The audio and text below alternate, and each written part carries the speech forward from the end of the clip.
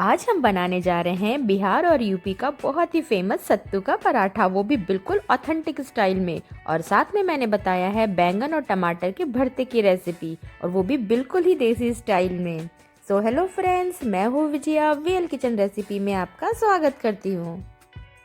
और अगर आप इस टेस्टी और प्रोटीन से भरा सत्तू पराठे की रेसिपी कभी ट्राई नहीं किए हो तो आज की रेसिपी को बिना स्किप करे देखें। तो चलिए बनाने स्टार्ट करते हैं आज की रेसिपी। तो सबसे पहले हम बनाएंगे बैंगन और टमाटर का भरता। तो इसके लिए मैंने लिया है एक बड़ा वाला बैंगन। ये ठंड के दिनों में मार्केट में बहुत ईजिली मिल जाता है। और मैंने लिया है 4 लहसुन, 4 हरी मिर्च और 3 टमाटर।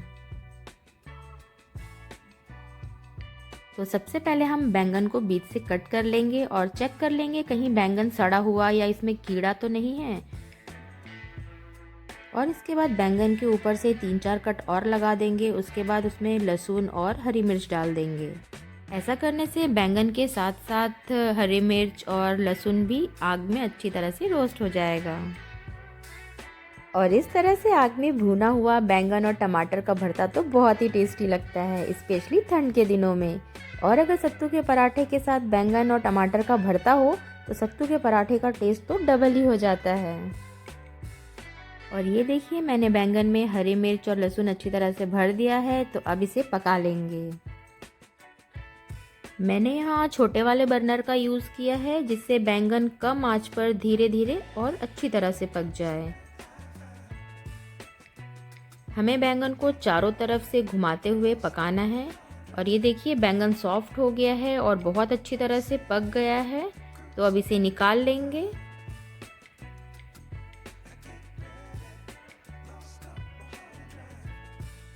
और अब टमाटर को पका लेंगे। और टमाटर को भी चारों तरफ घुमाते हुए सॉफ्ट होने तक पकाना है। तो ये देखिए, टमाटर भी अच्छी तरह से रोस्ट हो गया है। और अब यहाँ गैस की फ्लेम को ऑफ कर देंगे और टमाटर को भी निकाल लेंगे। और इसे ठंडा होने के बाद हम इसका छिलका निकाल करके भरता बनाएंगे। और जब तक बैंगन और टमाटर ठंडा हो रहा है तब तक हम पराठे के लिए डो तैयार कर लेंगे। मैंने यहाँ 500 ग्राम गेहूं का आटा लिया है। उसमें आधा चम्मच नमक और 2 चम्मच तेल डाला है। और अब इन सबको मिला लेंगे अच्छी तरह से बिना पानी डाले हुए। और अब आटे को मिलाते हुए थोड़ा थोड़ा करके पानी डालेंगे और एक सॉफ्ट डो तैयार कर लेंगे, क्योंकि स्टफिंग पराठा के लिए हमें सॉफ्ट डो की ज़रूरत होती है।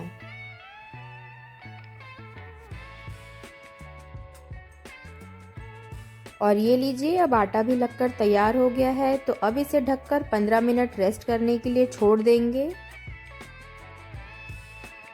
और अब बैंगन और टमाटर भी ठंडा हो गया होगा, तो चलिए उसका भरता बना लेते हैं।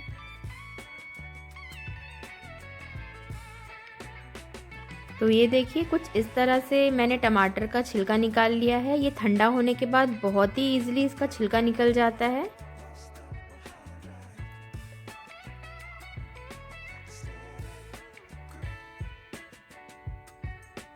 तो इसी तरह से सारे टमाटर और बैंगन का छिलका निकाल लेंगे।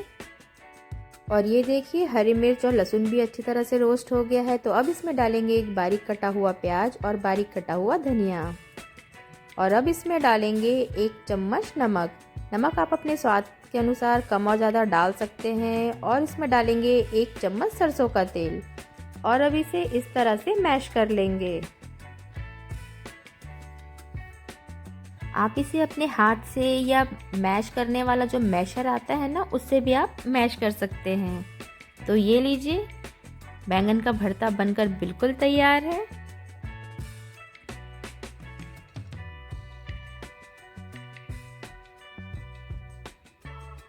तो चलिए अब स्टफिंग के लिए सत्तू तैयार कर लेते हैं।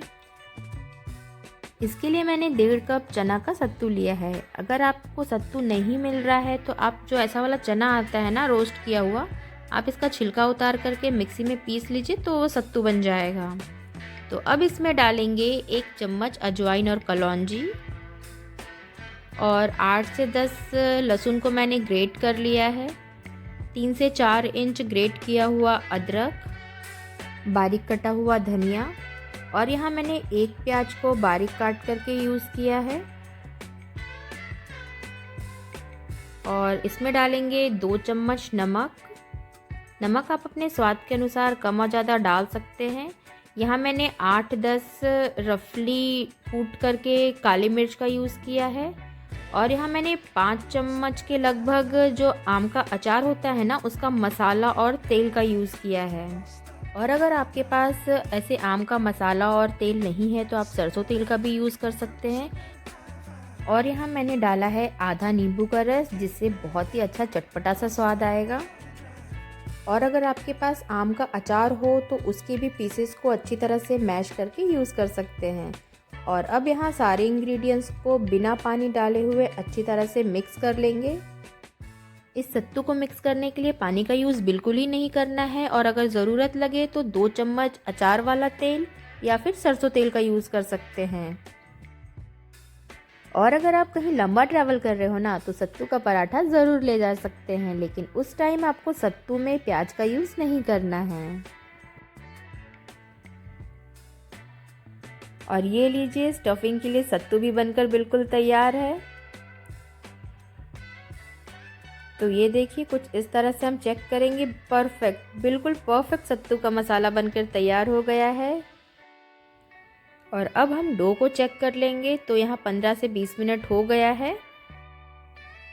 और अब इस डो को थोड़ा और मसल कर चिकना कर लेंगे।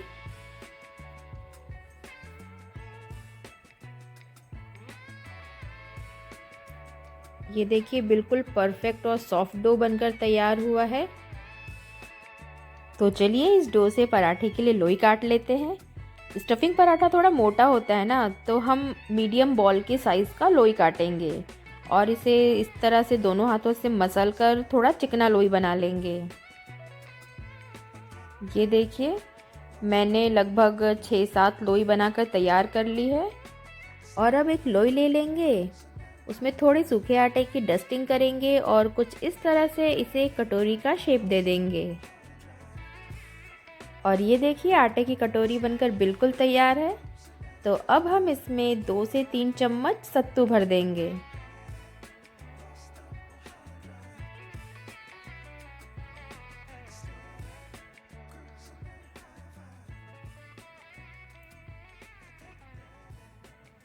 और ये देखिए, मैंने कुछ 2.5 चम्मच के करीब सत्तू डाल दिया है। तो अब इसे अंदर की तरफ प्रेस करते हुए इस कटोरी के मुंह को बंद कर देंगे। और इस कटोरी का जो एक्स्ट्रा आटा जो बच रहा है, उसको हम कट करके निकाल लेंगे। और अब हम इसका एक प्लेन बॉल तैयार कर लेंगे। तो चलिए इस लोई से पराठे बेल लेते हैं। इस लोई में थोड़ा सूखे आटे की डस्टिंग कर लेंगे और इसे चकले के बीच में रखकर अपनी उंगलियों से हल्का हल्का सा प्रेस कर लेंगे, जिससे सत्तू लोई के चारों तरफ फैल जाए और हमें बेलने में भी इजी होगा। हमें इस सत्तू के पराठे को हल्के हाथों से थोड़ा मोटा ही बेलना है। अगर हम बहुत ज़्यादा पतला कर देंगे तो सत्तू का पराठा फटने लगेगा और सत्तू बाहर आ जाएगा। तो ये देखिए, मैंने कुछ इस तरह से सत्तू का पराठा बेल लिया है। तो अब चलते हैं इसे सेक लेंगे। तो इसके लिए मैंने एक पैन को मीडियम लो फ्लेम पर गर्म होने के लिए रख दिया था और अब इसमें सत्तू का पराठा डाल देंगे और इसे 2 मिनट एक तरफ से पकने के लिए छोड़ देंगे। और जब 2 मिनट हो जाए तो इसे दूसरी तरफ पलट लेंगे। और हमें सत्तू के पराठे को मीडियम लो फ्लेम पर ही पकाना है। और इस तरह से हम प्रेस करते हुए सत्तू के पराठे को दूसरी तरफ पलट लेंगे। और आप देख सकते हैं कि सत्तू का पराठा एक तरफ से बहुत ही अच्छी तरह से सिक चुका है। तो अब हम पराठे में 1 से 1.5 चम्मच के करीब घी डाल देंगे। और अगर आपको घी पसंद नहीं हो तो आप घी की जगह तेल का भी यूज़ कर सकते हैं। और इस तरह से हम पराठे के चारों तरफ घी को फैला लेंगे और हल्का हल्का प्रेस करते हुए इसे मीडियम लो फ्लेम पर गोल्डन ब्राउन होने तक सेक लेंगे।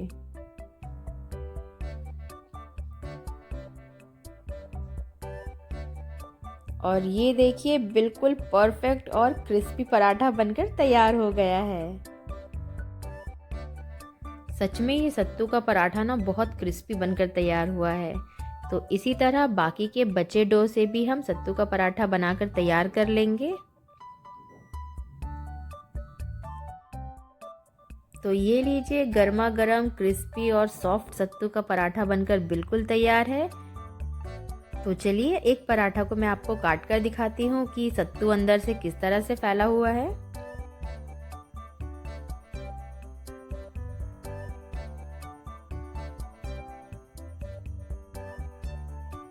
और ये देखिए सत्तू बिल्कुल परफेक्ट तरीके से पराठे के चारों तरफ फैला हुआ है। और ये लीजिए गर्मा गर्म सत्तू के पराठे बनकर बिल्कुल तैयार हैं और साथ में बैंगन और टमाटर का भरता और मूली का अचार।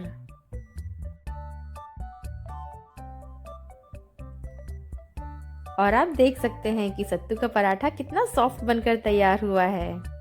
तो आप भी मेरी आज की इस रेसिपी को ज़रूर ट्राई करें और कमेंट करके ज़रूर बताएं। और अगर आपको मेरी आज की ये वीडियो पसंद आई हो तो इसे लाइक, शेयर और मेरे चैनल को सब्सक्राइब करना ना भूलें।